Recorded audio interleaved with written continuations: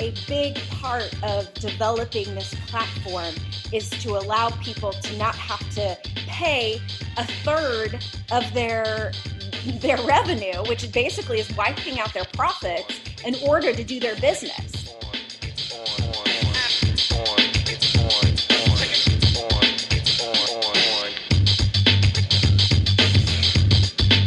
Welcome to Gigging Everything in the Sharing Economy, and I am your host, Mark Anthony Peterson.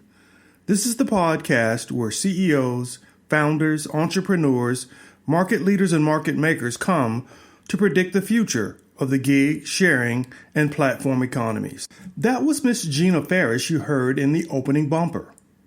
She's our guest for today, and she's founder and CEO of Sharemrkt. Please forgive me, I do say Sharemrkt many times throughout the interview. Before we jump into that interview, let's hear from today's sponsor, Sharemrkt. Sharemrkt.com. It's kind of like having a researcher, a personal assistant, and that really cool, well-traveled, in-the-know best friend to help you build a life that's worth sharing. Sharemrkt.com. Build it, experience it, and share it. And now, my interview with Miss Gina Farish.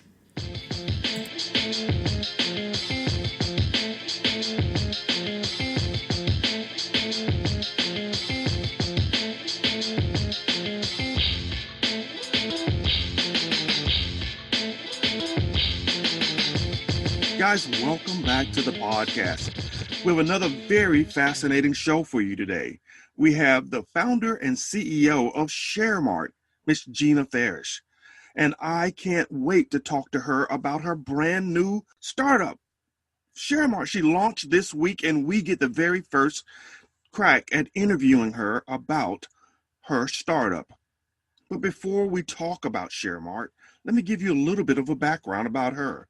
She has a BA in Computer Information Systems from Missouri State University, and she worked for my old company, Accenture, where she was a senior technology executive. Gina, welcome to the podcast. Thank you for having me, Mark. I'm so happy to be here. Tell us a little bit more about yourself. Sure. Yeah. So I was born in Wyoming. I grew up in the Midwest. As you mentioned, went to Missouri State University and got a computer information systems degree. When I first went to school, I wasn't exactly sure if I was going to be a computer major. I thought it was going to be something between art, and technology, and sort of two polars, right? But these days you can bring them together. And I really actually got my first taste of working with computers with my mom. So she started out as a graphic designer, so old school graphic designer using the, architect tables and doing everything, on with X-Acto knives and paper-based. And the Apple came out in the 80s. All the Macintosh software that ad agencies, use today pretty much hit the scene. And my mom's whole side of her family is actually, she's my geek side. So all technology based. She's got two sisters and a brother, and they're all in technology. So it wasn't a surprise. But the new, software came out. She dug in, she learned it, taught herself. Then she taught the rest of her office. And then everyone was hearing about it, that this came out, and she knew what she was doing. So she started teaching all the other ad agencies. Kansas City is a really big ad agency town because Hallmark is sort of the center of it. And then all the ad agencies and that whole ecosystem kind of built around it. So she found herself spending all her time building and teaching the Mac to all the ad agencies. She ended up starting her own consulting company called Connectivity Consulting. So she opened that up when I was in high school, and I started working a lot with her. I always worked a lot when I was a kid. I was always doing odd things and, I also worked for her on the weekends. So when I went into Missouri State, I kind of had it in the back of my mind, but the only degree that they offered at the time was really about like physical networking, which I did a lot of with my mom. We would basically be crawling around the office space on the weekend when everybody was gone and networking the servers. And so that was interesting, but it wasn't like the it thing. And then I had the program evolved. It was actually one of the leading programs at the time, and they introduced object-oriented methodologies. And this is basically what you think about with software today. You know, it's the move from the COBOL and the procedural languages where you're basically telling the computer, you know, here's the list of the things that you need to do, to essentially developing a whole world of objects, and you give them, you know, attributes and things that they can do, and then you sort of let them loose into this new world. And I was just floored. So I absolutely fell in love with that. I was hooked. That was my thing. And then when it became time to graduate, I basically told my career counselor, I want to do technology, see the world. And they said, all right, well, Anderson Consulting at the time is what Accenture used to be before they went public. And they were like, well, here's basically a firm that's doing that. So I ended up being with Accenture for, you know, I started there in 1997. So my journey through that has just been no rest for the weary, just getting in at a time where everything was changing in the late 90s. You know, I was a part of projects that it was, you know, like say for Walgreens, their first graphical user interface that they had in the entire company, you know, for their photo system. And so just embarking on all those new technologies from project to project was just exhilarating. And I would change projects every 6 to 9 months, change location. So I was sort of a digital nomad before I knew what a digital nomad was, because I worked so much way into the night, way into the weekends. It was because it was my love. And I always picked sort of the hairiest projects that you kind of had to just completely dive into. I would basically move wherever the project is. So over the course of a decade, probably lived in 15 different cities. Got my first chance to travel, live in London for a few different projects, in Sweden, Amsterdam, and just kind of get a taste of it. Get a taste of really working with big global teams in Sao Paulo, in India, in Manila. So, it was definitely a great time through that whole decade. Yep. A fascinating time with so much change occurring in how people were living and working, because the introduction of the internet really did help people rethink the value propositions associated with their businesses. You had a very young and emerging Amazon, which were filling people's heads with how much more value you could create if you could aggregate demand and then point that at a particular problem, like books or like CDs. And they were disrupting these markets, but we had no idea at the time what it would ultimately end up doing.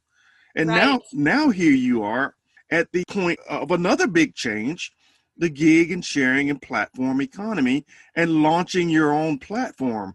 So tell us about it. Tell us, what is Sharemrkt and what inspired you to create it? Yeah, so it's kind of interesting. As I worked through my whole career and these new technologies started being established, I came in from a kind of a programmatic basis and really developing systems.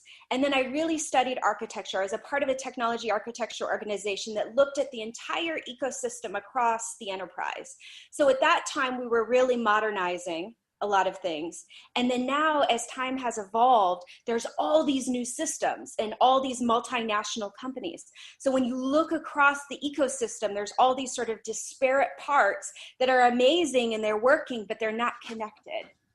And the real value is in that connection, that underlying connection of data, of software, of systems. And from a pure technology standpoint, when I look at the sharing economy, I see the same thing. I see a bunch of amazing companies, sparking up all over the world doing these incredible things, but I don't see them interconnected where the whole is greater than the parts. And so from my technology mind looked at that and said, wow, if we could actually harness that and pull it all together, what an amazing advantage these small businesses, these peer-to-peer businesses would have against the big guys. It would totally level the playing field. It wouldn't be a bunch of niche providers that people were having a hard time finding. It would be a connected ecosystem that everyone could tap into and leverage and use, and it could become a part of our lives. So when I first had the thought of Sharemrkt, it was a really sort of big vision. And that's sort of my technology side of my head. The other side is really from a sharing economy perspective. I've been sort of living the sharing economy, I feel like, my whole life, when the platforms were like Craigslist and bulletin boards and things like that, because we were constantly moving to new places. And when we traveled, we'd stay there really wanting to understand what it was like to live in that new place. And so also, because we move so much, we don't have a lot of things. I feel like things just sort of weigh me down. Outside of the eco part of it, it's just difficult. And so anything that we had in our house, it was always something that an artisan specifically made. And that's what would make it worth sort of the heavy lifting. And that's what I was really drawn to. And so all of these pieces kind of came together. My love for the evolving sharing economy, my love for artisan and craftsmanship and preserving that and embracing that. And just the idea of diversity, giving everybody sort of a level playing field. There's all these people doing amazing things out there, and they're just not connected, and it's sometimes difficult to find them.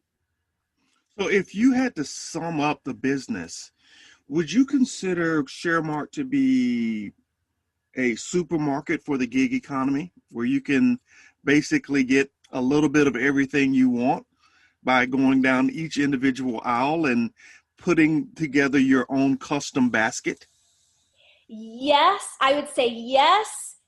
And so the first part is, everything, from a sharing economy perspective, you can find it on Sharemrkt. The and is the big vision.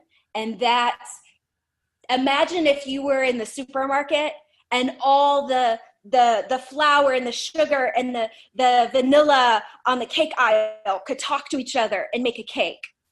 And then they could, go over to another department and basically, build like a whole feast. So the idea is not only can you find all these things, but my vision for the next iterations is for them to all be connected, so that we as users can go in and have a full end-to-end experience. Like, say you're traveling. Right now you go to some of the hospitality chains and it's all there for you. It's pretty easy. They sort of have everything from end to end kind of figured out. And when you're in the sharing economy, the user's doing a lot of that heavy lifting. They're finding, they're investigating, they're pulling together, they're logging in to each of the different systems. Maybe they have great reviews on Uber, but they've never used an Airbnb, so nobody knows who they are there. So it's very disjointed. So the idea is for that end-to-end experience to be seamless in a way that the user can engage with the sharing economy the same way they engage everywhere else. I can see the artist in you coming out as you describe Sharemrkt, because I'm envisioning an individual being able to tell their personal story every day in the gig economy. I've read about some of the services in China where you rent a scooter, and when you rent a scooter, you get a notice that if you want to make a little extra money, you can deliver a package. Now, you didn't start with that, but Right. The service curated that experience. They will pay you into an account that goes ahead and pays your electric bill. And so they just link all of these events together to let you build your own personal story for that day.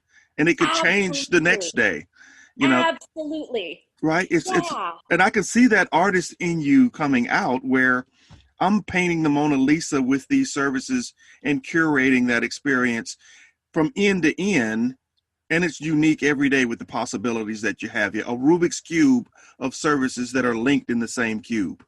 Absolutely. And the user can direct that, or the providers can get together and come up with new offerings. You know, the providers can, just like you said, every day is different. Maybe they're working with one set of providers one day, and then the next month they have this great idea and they're like, oh my gosh, I need, you know, some other providers. I want to do a pop-up shop, and I am building pottery, but I want to do a whole pop-up shop about eco parties. And so how could I build an entire sustainable party when I'm just one piece of it? And bring that together, basically curate their own offering with what's out there. So it would seem that your platform would have multiple customers, particularly those cities that are trying to attract new tourists. Their tourism directors, their travel agents would love to have a platform like yours because they could curate these personal experiences for people coming to their areas. Is that the market you're targeting, or who are those customers you see being the primary users of these curated services? Yeah, well, I definitely think travel and hospitality is a great place to start. You know, when I think about, so Sharemrkt, if you look at the categories right now, it's really, you know, across the board. There's 9 categories. So travel and discovering and eat and drink and sort of the artist with the life and style, that's in there's, as well as community, kids, pets, work. So it's sort of like the full spectrum of life. But I think that people are, they love investing in traveling. Everyone really, there's a lot of people that are really trying to go for a local experience. And we're used to engaging with the sharing economy in the travel sector. So I think of that as a great way to start. So people can engage with Sharemrkt, engage in the travel sector, engage in, you know, understanding, you know, what it's like to operate with a lot of different sharing providers in one experience. But then I see it as sort of a curve. I think it's going to evolve. Just as people feel comfortable in the travel sector, they're going to start to feel comfortable. Wow, I can do all these other amazing things. And it worked here. I feel comfortable that it's going to work there. And as they're building up their own kind of trust score, their own, every single interaction that you have is building your trust score. Same thing with providers. And so I see this as a space where people are going to be able to try things out that they're comfortable with, but then also really start to experiment. Let's drill down on that a little bit more.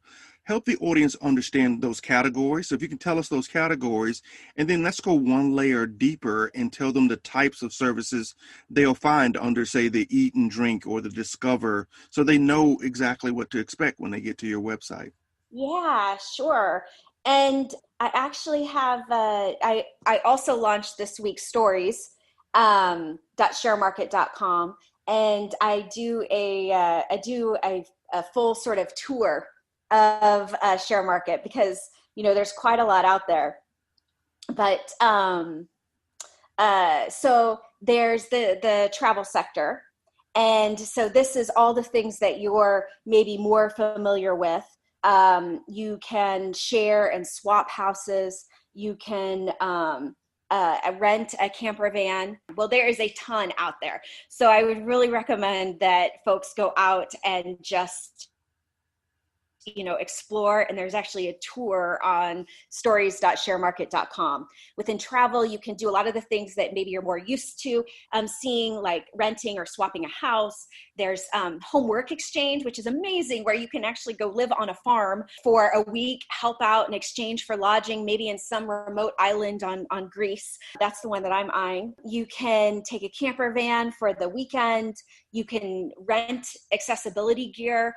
So like say you're hiking or skiing or surfing, you don't have to go buy that surfboard. You can rent it. You can share a car, and you can share a car right in your neighborhood. You don't need to, you know, go stand in line at the rental agency. For Discover, this is really a lot about experiences. So travel and digital nomad communities, there are so many communities out there that you can just tap into.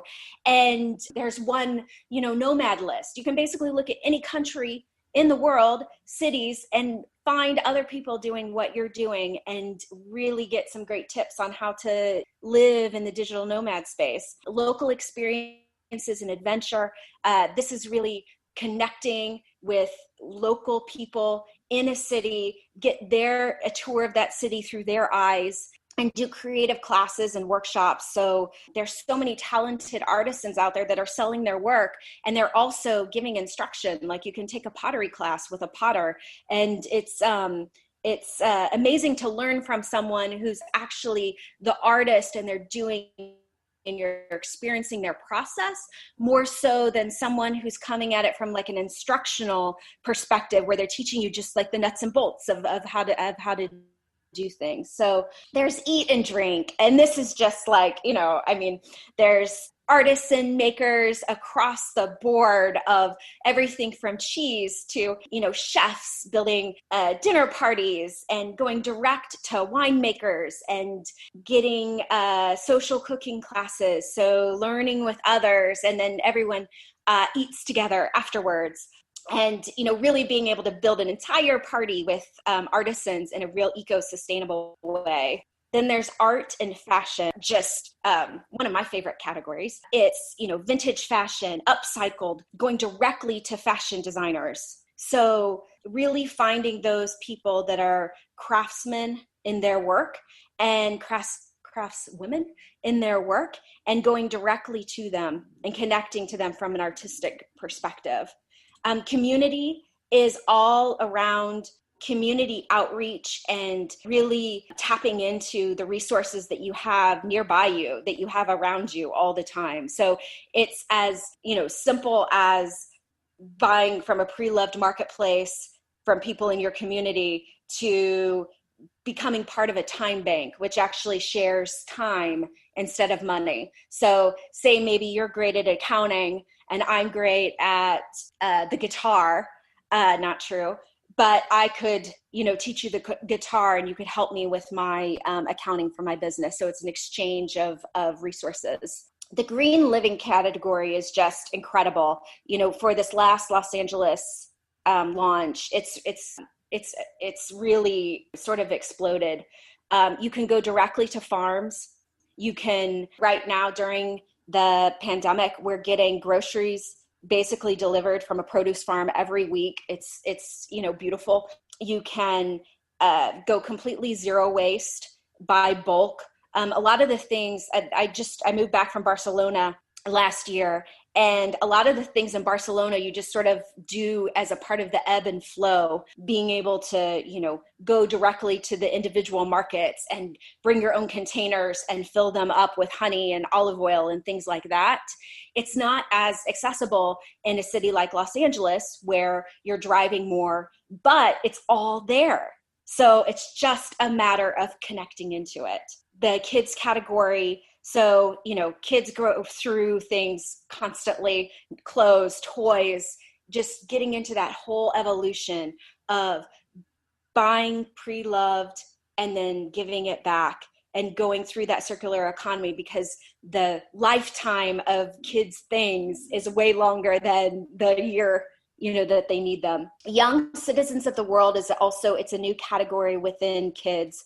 And this one's really important. So we spent 4 years in Barcelona, and my son is 9 now, but he was 4.5 when we moved there.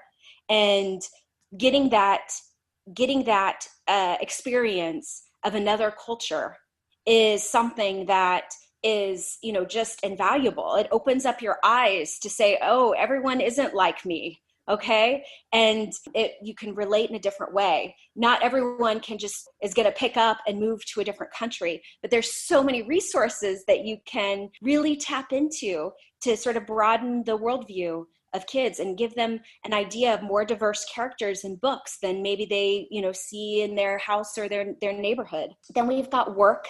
So the freelancing gig marketplace, that's huge. It's a great place to really tap into if you need extra extra income, co-working spaces where people kind of co-work and collaborate together. So it's really all about sharing equipment, space, creative minds within working, and then pets. So everything across the board. There's so many individual providers out there that just adore pets, are doing everything from, dog walking, and you can share a pet. I think it's pretty interesting.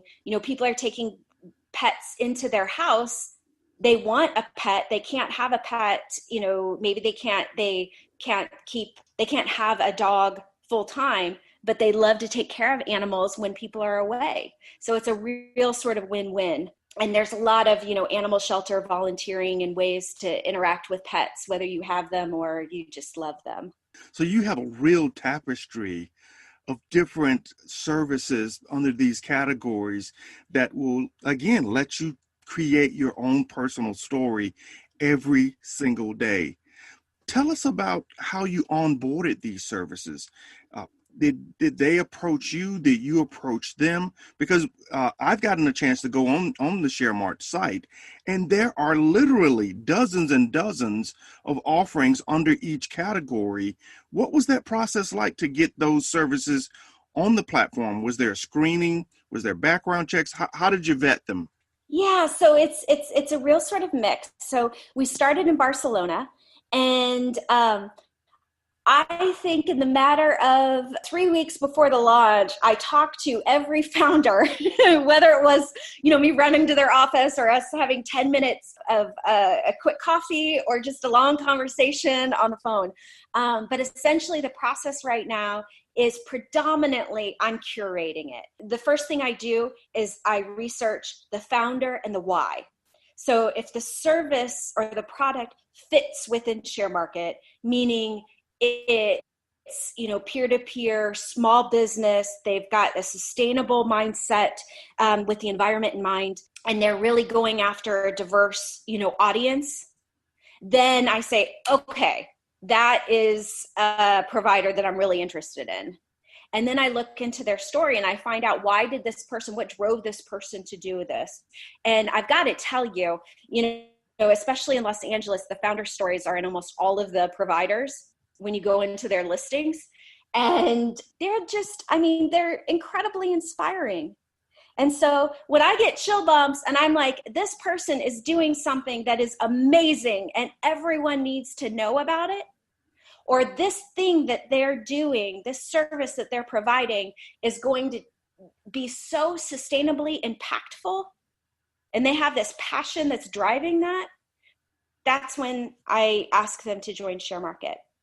So I've been curating the cities, right now it's in Barcelona, London, Amsterdam, Berlin, and then just recently we launched in San Francisco and New York earlier this year, and then now Los Angeles. I noticed you have a blog on each of the pages to provide feedback and a view on the services. And then you have a comments button under each of these service offerings. Is that the way you expect the customers to provide guidance and feedback on their own personal experiences with those providers? That's right. Yeah. So, right now the platform is set up more like a portal, but there's still a lot of ways to engage with the provider. So reading about what they offer, reading about their backstory, being able to try their services. There's a spot where providers can put in their special events, any sort of discounts that they have. A lot of providers like to provide Sharemrkt specific discounts, and users can go in and comment, leave reviews, and then engage in the conversation on stories.sharemrkt.com as well. So you mentioned the cities that you've launched in. Tell us a little bit more about your rollout plan. Where else can the audience expect to see Sharemrkt pop up? Well, right now it's open globally. So even if you're not in one of these cities, there's a lot of providers that are either doing things virtually, because a lot of us are doing things virtually today, as well as offering, international shipping and things like that. So even if you're not in one of those cities, there's still a lot out there. And right now, from a launch perspective, I'm really focused on Los Angeles. So what we're developing, we have we've curated the portal. And what we really want to do is test out a lot of these collaborations. So what, over the next few months, a lot of the things that we talked about, the exchange, across an interconnected network and the collaboration models, before I go and build that technology-wise, I really want to see how it's going to work. So we're putting together really interesting collaborations between different providers in Los Angeles. We'll roll those out, we'll make them available, we'll test them, we'll see what people think, and we'll take all of that feedback and put it into an MVP that will happen in 2021. And that'll really be the foundation to more so interact and connect the ecosystem. Wow, I love that, because then with that feedback, you'll get the opportunity to introduce some really neat technology, I hope, machine learning, AI, to kind of be the Netflix of the gig sharing and peer-to-peer economy, because based on my preferences, my background, my previous experiences, you can curate or offer up some unique experiences for individuals. Exactly. And, it just made me think, when you start talking about data and you start talking about AI, one of the biggest things that, I feel really strongly about is both providers and users owning their data. And so, one big part of this platform is the commons, is the cooperative, it's the community. And so the whole idea around Sharemrkt is we're going to connect everyone together. We're going to use, I can't wait to, bring in all the technology, that I love to do. But at the end of the day, it's yours. So if you're a provider and you're on the site and it makes sense for you to do something different, you take all your data. If you're a user and you've developed all, your profile and your credibility, and you're investing in that over time, and you need to go somewhere else, you take your data. I love that. I love that. You and I share that in common. In my time at Accenture, and then with an Equifax spinout, that has always been my mantra, is that your data is valuable. And in this digital economy, your data becomes currency. And I want you to have your currency. I want you to be able to spend that in the way you choose, and for me not to hold it hostage. So all the stuff that I work with, I take that same approach, giving you visibility, transparency into the use of that data, and then giving you ultimately ownership of it so that you can spend it with me or spend it with someone else. Exactly. So tell us your business model. I mean, I love how you have created an open community, but you got to make a profit to keep it growing. So how does Sharemrkt make money? Well, so right now it's completely free. So we're investing in it right now. It's free for providers to come on board. And anyone out there in the world right now, the platform's open. So say you're living in Vienna and you go out there and submit a listing. You can do that. You can join Sharemrkt and we'll review it and we'll talk with you and we'll onboard you onto the platform. So the business model that we're developing is for all the value adds. So, there's a lot of platforms out there right now, and I'll try not to get on my soapbox, but no, get on your soapbox. That's what this podcast is about, getting on soapboxes. And then telling us how we can do it better, because we get CEOs on here to tell us about the future, right? Yes. Not about today, but tell us why you built this for the future. So get on that soapbox. Preach. All right, you're asking for it. So there's a lot of systems in place that basically extract someone else's resource. So people are doing amazing things. The platform onboards them and they're basically skimming off the top of their hard work, right? And so a big part of developing this platform is to allow people to not have to pay a third of their revenue, which basically is wiping out their profits in order to do their business. A lot of providers are small, right? And so they're paying to have their business. They're not making money. And so I want to build value-added connections on top of it, create completely new business models. So if you are a provider out there, or you are a user out there, you wouldn't be able to just do this on your own. It's that connection, that new business model that Sharemrkt will put in place. And for that part of it, we will take a commission, and a small commission, where I have worked with the largest multinational companies in the world. I have seen big budgets, right? I'm also an architect at heart, and my goal in life is to do things as simple and as efficient as possible, because I think that's what will work, and I think that's what will make the sharing economy be sustainable over time, right? So if I have a twofold purpose.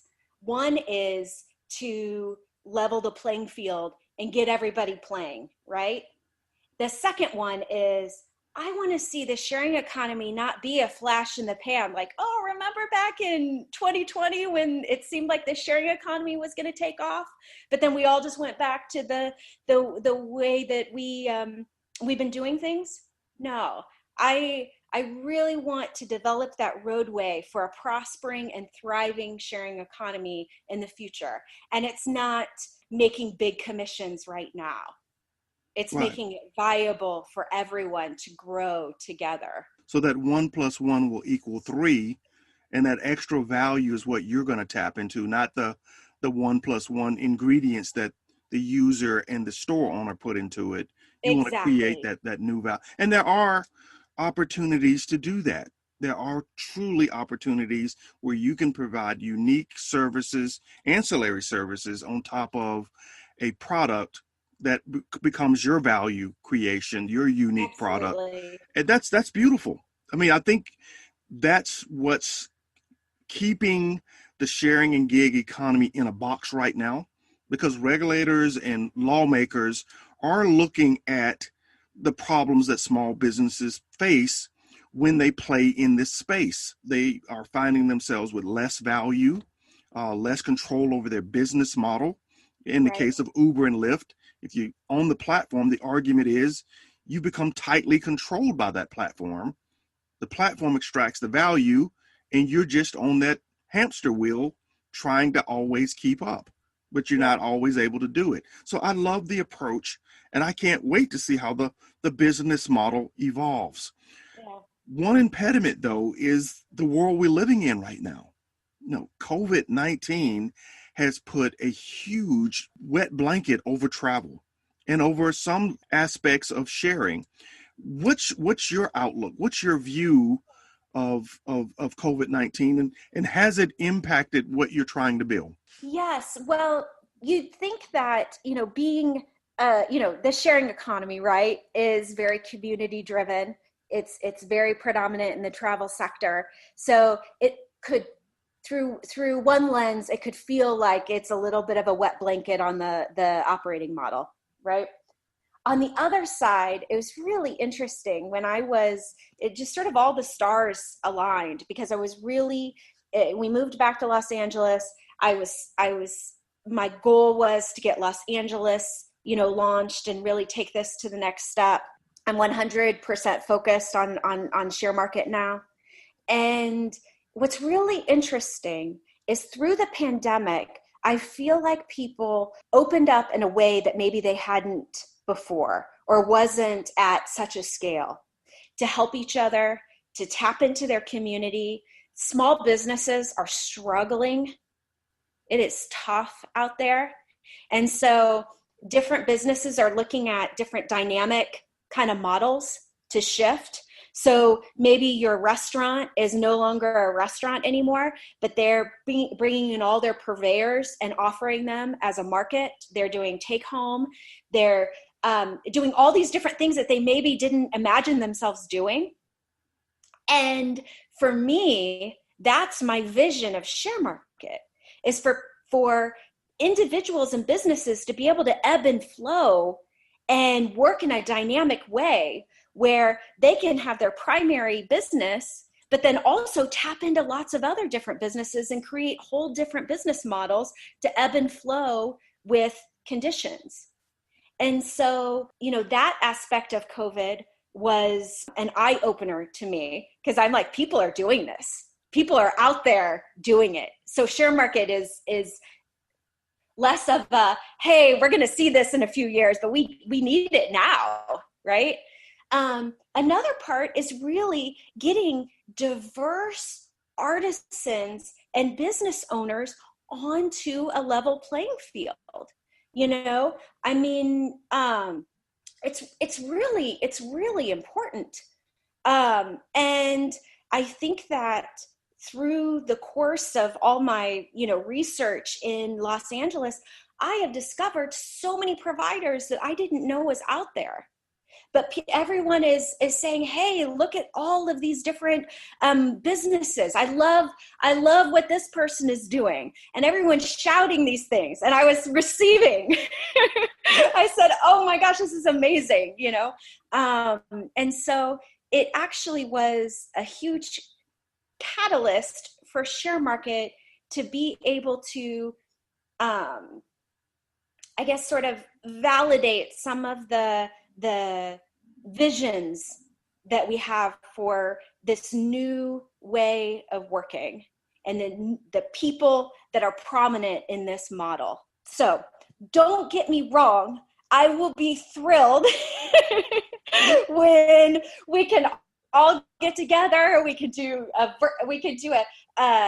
in-person, Sharemrkt. We can have travel booming again. We can have local experiences. We can be sharing everything. It's going to happen. It's just, we're taking this time to reset, and, it's going to come back. And I think that when it does, people are going to be even more eager to get out, see the world, connect on a person-to-person basis. So it's kind of like, in New York, I lived in New York for a number of years, and, if you can make it in New York, you can make it anywhere. Kind of, if we can launch during a pandemic, then sky's the limit, right? Yeah, you need to make a t-shirt that says that, right? No, when I thought about that question last night when I was looking through your platform, that's exactly the kind of attitude I walked away with, very optimistic, because I thought about the traditional restaurant owner, local chef that's launched his business or her business, and they're facing the pandemic. They could look at your platform and go, I'm still a chef. Maybe I could teach a class, a virtual class now. That's a different way to earn revenue. I could break apart the value components of my business, and there's several different ways for me to monetize that on Sharemrkt. Exactly. As opposed to having a sit-down restaurant, like you say, the delivery or pickup service. I can teach a class. I can swap, my service with someone else to get value-added exchanges in the community. There's just so many different party in someone's backyard, with a small group. That's right. So you've given the small business owner the ability to pivot in so many different ways and create that quote unquote personal story, and it can be unique every day. So I walked away from it saying, wow, this service showed up at just the right time for people who need new ways to generate revenue with the skill sets they have. Absolutely. I love that. Absolutely. I'm excited. So I've walked away just pumped up about this, and I'm so happy we got a chance to spend this time with you on the podcast. Please tell the audience how they can connect with you, how they can connect with Sharemrkt, and what you want them to do next after they hear this podcast. All right. Well, go out to sharemrkt.com, look around, explore, go to stories.sharemrkt.com, and just, read through, see what is what touches you. Everyone has their different area that they're passionate about. We've got a survey out there where you can basically go through, you're doing a tour of the Sharemrkt as you're going through the survey.